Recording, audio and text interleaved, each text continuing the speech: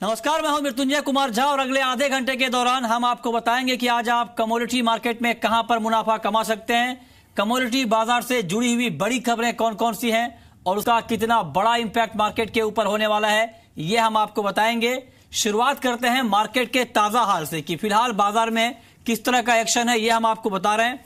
और गोल्ड में 10 रुपए की नरमी है, 28,447 के स्तर पर है एमसीएक्स पर गोल्ड। सिल्वर का भाव करीब 60 रुपए नीचे है, 37,210 के स्तर पर यहां पर ट्रेड हो रहा है। इसके अलावा कच्चे तेल पर भी दबाव है और 3143 का लेवल यहां पर देखने को मिल रहा है। इसके अलावा नेचुरल गैस में करीब 70 पैसे की मजबूती है, 180 के आसपास यहां पर ट्रेड हो रहा है।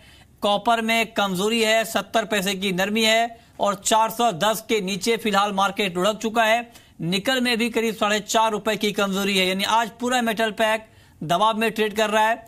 जिंक लेड में भी यहां पर लाल निशान में ट्रेड होता हुआ दिख रहा है। इन सब के अलावा अगर बात करें कुछ और काउंटर की तो वहां पर किस तरह की हलचल है, ये हम आपको बता रहे हैं।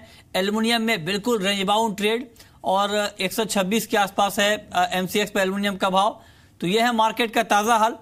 लेकिन अब बात करते हैं बम्पर कॉल की, जहां पर आपको इंट्राडे में दिन के कारोबार में सबसे ज्यादा मुनाफा मिल सकता है, यह हम आपको बताने जा रहे हैं। और आज की पहली बम्पर कॉल है गोल्ड, जहां पर 28,500 के स्तर पर बिकवाली की सलाह है। 28,250 का टारगेट होगा और 28,635 रुपए के स्तर पर आप स्टॉप लॉस लगा सकते हैं। दूसरी महत्वपूर्ण कॉल इंट्राडे की जिंक, जहां पर 183 और उसी के आसपास फिलहाल मार्केट में ट्रेड हो रहा है। आप देखिए 183.20 का लेवल है, आपको 183 के स्तर पर बाइंग की कॉल दी गई है, 185 का टारगेट होगा।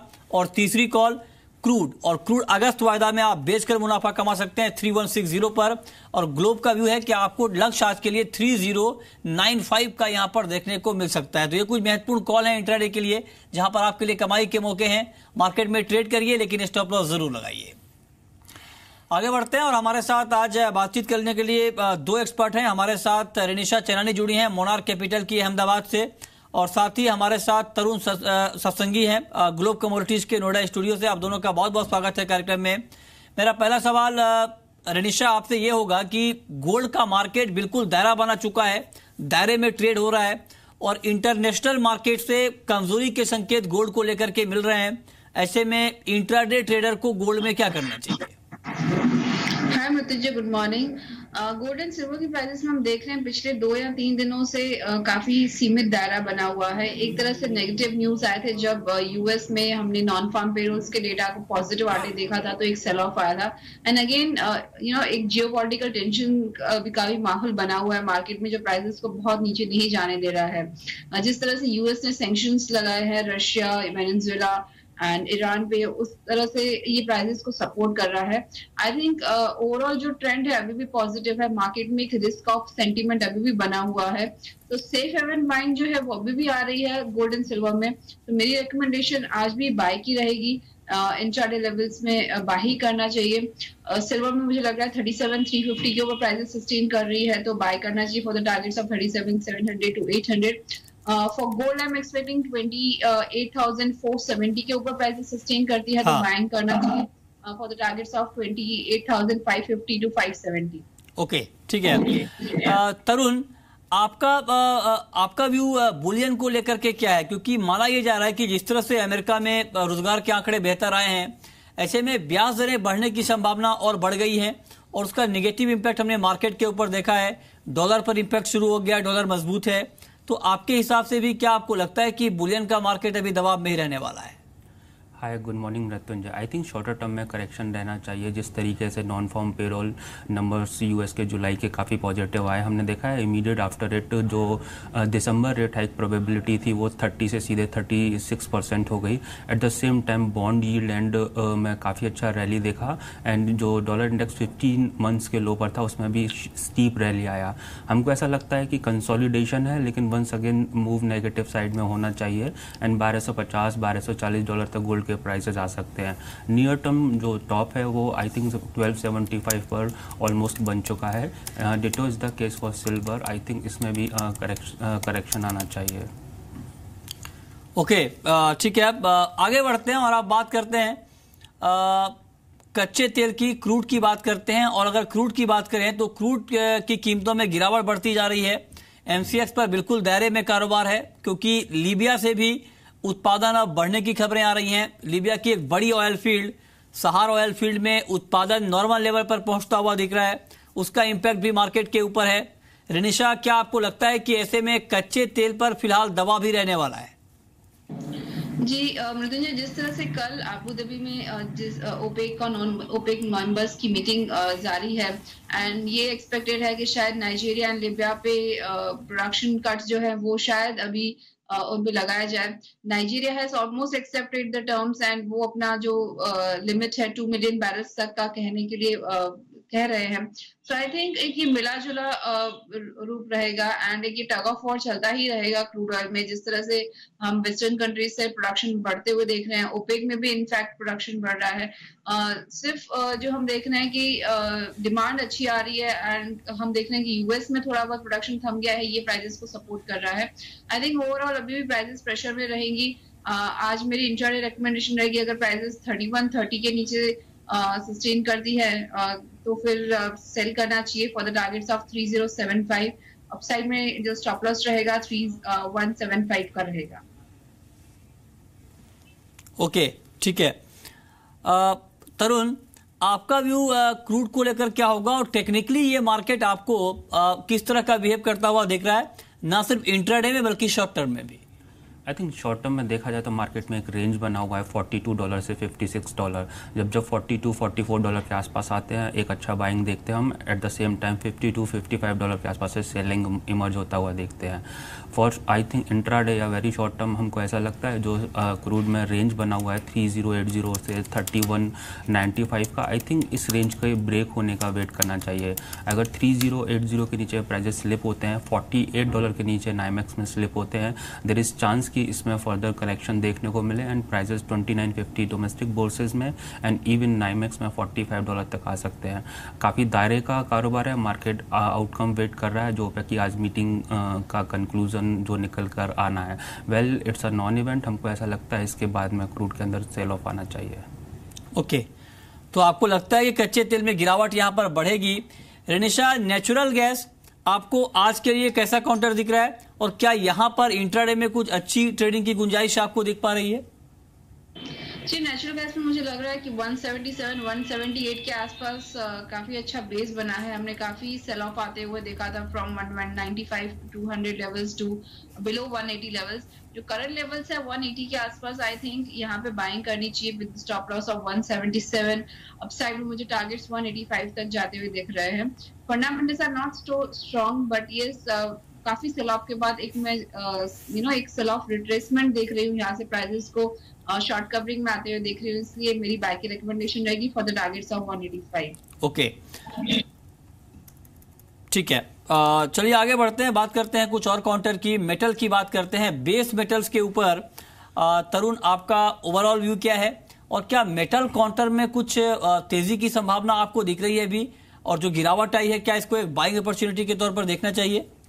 वेल मृत्युंजय, जो कल रनअप आया मैं उसको पूरा इग्नोर करना चाहूँगा, क्योंकि कॉपर के इसमें कॉमेक्स में काफ़ी डिसेंट रेजिस्टेंस है 2.98 का। जब तक उसके ऊपर डिसाइसिवली प्राइसेस ट्रेड नहीं करेंगे जो फर्दर अप मूव है वो देखने को नहीं मिलेगा। Similar is the case with MCX also. MCX में जब तक 415 के ऊपर प्राइसेस क्लोज नहीं देंगे फर्दर अप मूव नहीं देखा जाएगा। इवन हम लास्ट 5 to 7 ट्रेडिंग सेशंस का प्राइस एक्टिविटी की बात करें तो 402 से 415 के बीच में ही मूव हो रहा है।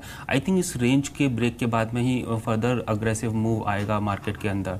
वेल टिल देन हम 412 415 अगर कॉपर मिलता है इस रेंज में सेल करना प्रेफर करेंगे एंड हमारा स्टॉप लॉस 416 के ऊपर होगा। ठीक है रिनिशा, आपका आउटलुक क्या है मेटल को लेकर के, और इंट्राडे में सबसे ज्यादा आपको पोटेंशियल किस काउंटर में दिख रहा है? जी, मुझे लग रहा है बेस मेटल्स में जो कंसोलिडेशन फेज चल रहा है पिछले एक हफ्ते से, आई थिंक ये जो हायर रेंजेस हैं बेस मेटल्स की वो प्राइसेस टच हो सकती हैं आज फिर से। जिस तरह से कल रनअप आया था एंड ये न्यूज़ है कि चाइना के इंपोर्ट्स काफी अच्छे हो रहे हैं, अच्छी डिमांड आ रही है। आई थिंक ओवरऑल पैक में अभी भी पॉजिटिविटी बनी हुई है।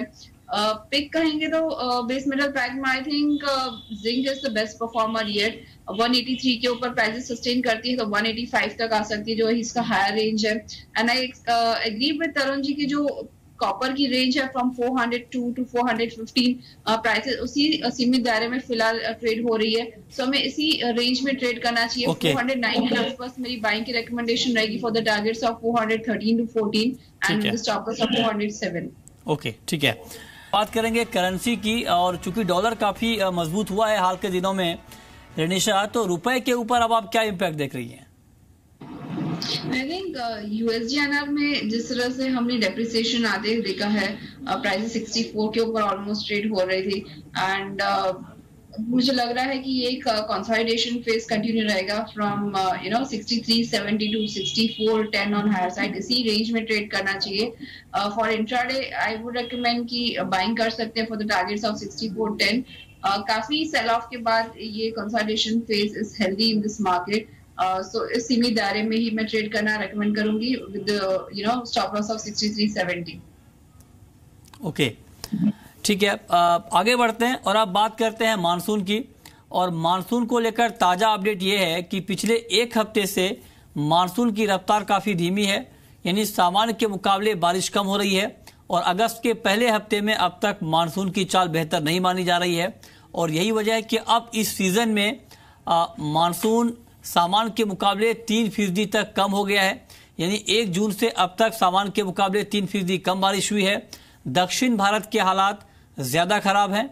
दक्षिण भारत में अब तक सामान्य के मुकाबले 18% कम बारिश है।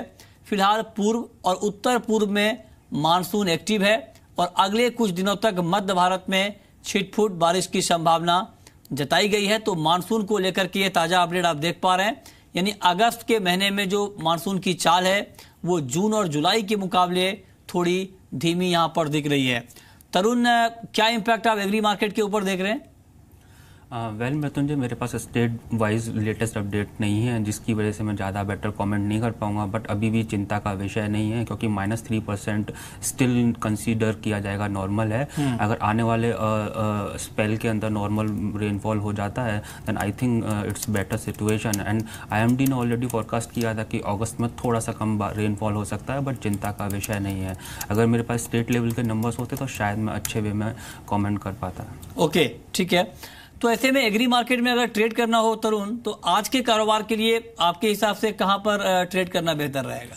मेरा पहला पिक जीरा रहेगा, क्योंकि हमने देखा है जीरा के अंदर काफ़ी अच्छा रनअप आया था स्ट्रॉन्ग डिमांड की वजह से, लोअर इन्वेंट्रीज की वजह से।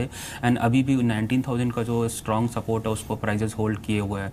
आई थिंक 19,100 के आसपास मिलता है, मैं बाय करना प्रेफर करूंगा। स्टॉप लॉस मेरा 18,700 के बिलो होगा। एंड मैं नियर टर्म में, क्योंकि रेंज बाउंड मूवमेंट हो रहा है, तो 19,800 पे प्रॉफिट बुक करना प्रेफर करूंगा। बट थोड़ा सा अगर लॉन्गर टाइम फ्रेम में लेता हूँ तो जीरा मेरे को 20,000 क्रॉस करते हुए दिखता है। सेकंड पिक मेरा रहेगा ग्वार, जिसके अंदर हमने रिसेंटली अप मूव देखा है। अभी भी लगता है कि 50 से 100 रुपए का तेजी इसमें देखा जा सकता है। ठीक है, तो आप कह रहे हैं ग्वार में यहाँ पर तेजी देखने को मिल सकती है, इस पर आप नजर रखिए। और हमारे साथ अब पहले कॉलर जुड़े हैं रवि बरेली से। रवि, स्वागत है आपका, पूछिए। सर, मेरा सवाल मेंथा ऑयल पे है। मैं ये जानना चाहता हूँ कि 1400 तक का लेवल कब तक आ सकता है, और साथ ही मेरा सवाल ये है कि पिछली साल की अपेक्षा इस साल मेंथा ऑयल की क्रॉप कैसी रही? हाँ, 1400 का लेवल क्या मुमकिन दिख रहा है आपको तरुण? या अगर देखा जाए प्राइस एक्टिविटी, हमने देखा जो 2-3 साल का रेंज बना हुआ था 800 से 1100 का, वो ब्रेक हुआ है। तो लॉन्ग टर्म चार्ट्स के अंदर काफ़ी अच्छा इसमें ब्रेकआउट है। हमको लगता है 1200 1250 नियर टर्म में इवन इस क्रॉप सीजन के अंदर 1400 के प्राइस आ जाने चाहिए। रहा दूसरा सवाल क्रॉप का, 10% लास्ट ईयर के कंपेरिजन में कम आका गया है, जिसकी वजह से हमने रिसेंट रन अप आते हुए देखा गया है। ओके, ठीक है। तो आज करीब 1.5% नीचे है, 1146 के आसपास, और 15 रुपए की गिरावट के साथ यहाँ पर ट्रेड हो रहा है। इस पर आप नजर बनाकर चलिए। इसके अलावा तरुण, आपका व्यू सोयाबीन और सोया तेल के ऊपर क्या होगा? आई थिंक एक्टिविटी फ्लैटिश रहेगी। थोड़ा सा सपोर्ट हमको मिला था, जिस तरह से चाइना के इंपोर्ट के नंबर आए हैं, सोयाबीन का रॉबस्ट इंपोर्ट हुआ in the month of July. But हमको ऐसा लगता है कि डोमेस्टिक मार्केट के अंदर प्योर रेंज में जा चुका है। 3080 हायर साइड पर, 2900 लोअर साइड पर, ये दोनों रेंज ब्रेक नहीं कर रहा है। 2950 के आसपास आता है तो आई थिंक बीन को बाय करना चाहिए, 3050 पर शॉर्ट करना चाहिए। इसी रेंज में रहने का आसार है जब तक कि न्यू क्रॉप के एस्टिमेट के नंबर्स आने स्टार्ट नहीं होते हैं। ओके, मुकेश ने एसएमएस के जरिए सवाल पूछा है कि जिंक में इंट्राडे में किस तरह का ट्रेड करना चाहिए, बताएं रनीशा। आई थिंक जिंक की prices overall in positive trend में है। 180 जो है 179 180 is a very strong support prices, यहाँ से काफी बार रिबाउंड हो रही है। बाय में रिकमेंडेशन रहेगी 183 के ऊपर प्राइस सस्टेन करती है तो बाय करना चाहिए for the targets of 185 for intraday. Okay, और अब वक्त है रैपिड फायर राउंड का।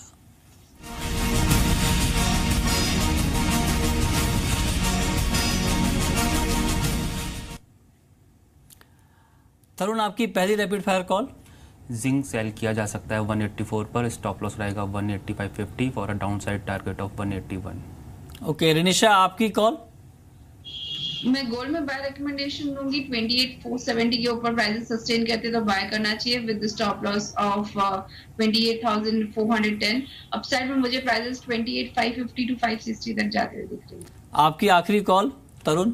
सिल्वर में शॉर्ट किया जा सकता है 37,650 के नियर बाय, स्टॉप लॉस 38,050 का रहेगा एंड डाउन साइड 36,750 तक हम प्राइस आते हुए देखते हैं। ओके, चलिए बहुत बहुत शुक्रिया तरुण आपका और अनीशा आपका भी हमसे जुड़ने के लिए, बताने के लिए आज कमोडिटी मार्केट में कहां पर कमाई के मौके होने वाले हैं।